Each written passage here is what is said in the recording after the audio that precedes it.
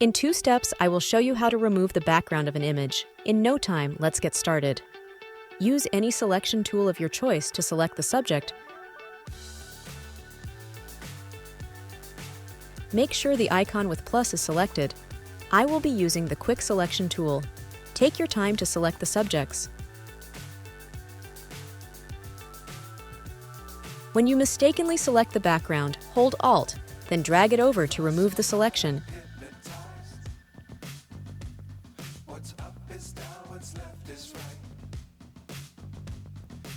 After you are done, click on Refine Edge. Then drag the slider to it full to smoothen the edges of the subject, then click on OK. Then click on the Layer Mask icon to mask the subjects. Use the Move tool to drag the subjects onto a new background. Resize it to make it look realistic.